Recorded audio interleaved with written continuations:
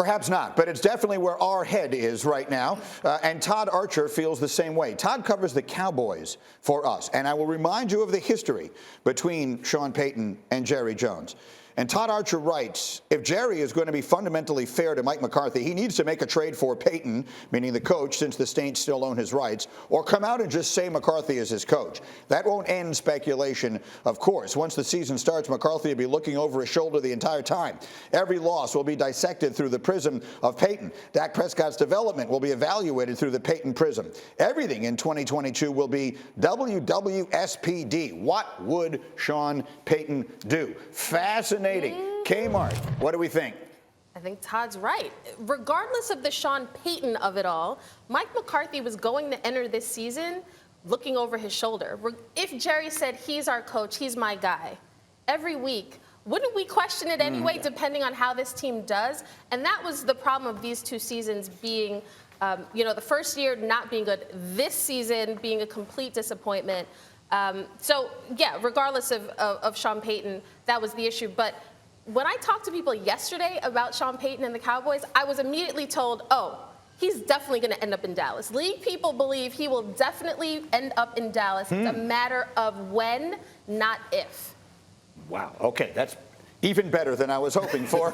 Dominique, she says it's a matter of when, not if, Sean Payton winds up the coach of the Cowboys. Well, clearly I'm not a league person because I said this yesterday.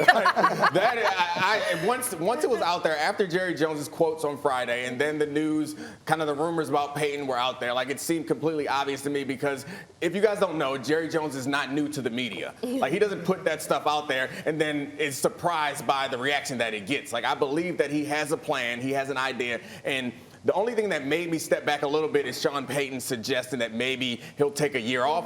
Other than that, my full expectation was at some point, maybe just before the Super Bowl, they're going to move on from Mike McCarthy. Then they're going to do a Zoom interview with a black coach, and then they're going to hire Sean Payton the next day. That was my full expectation. Let's be honest. I mean, we keep it real on Get Up in the Morning. On Wednesdays, we keep it real. That's 2 votes for Sean Payton to Dallas. Do we have a clean sweep? Tim Hasselbeck, what do you think of this? Yeah, I think we're connecting a dot because he's been there in the past, but I don't see it happen based on his comments about taking a year off. I think those could actually be real. And then the other aspect of it is I don't think Dallas is moving on from Mike McCarthy right now. I don't think they are. He's still under contract. Sean Payton's still under contract.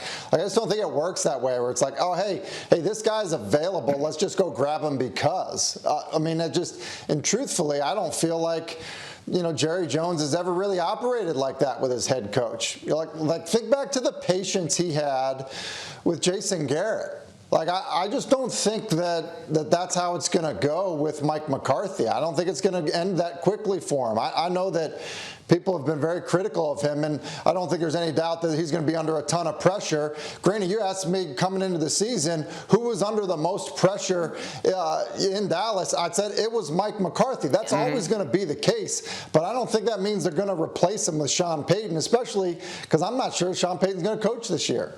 Well, that's okay. So there's the because you just said it's not a question of if, it's a question of when. The when could easily be you hit pause, Sean goes and does TV for a year, whatever it is he wants to do, recharges the batteries. McCarthy coaches the team. We see what happens. He's looking over his shoulder the whole time, the way Todd Archer wrote. And then a year from now, we pick this conversation up. That would coincide, if that's the right word, with the things you're hearing. Yeah, with what people think in the league because of how Jerry has not orchestrated like that in the past. Right. But because of that, he understands the window is closing rapidly. But that's the thing.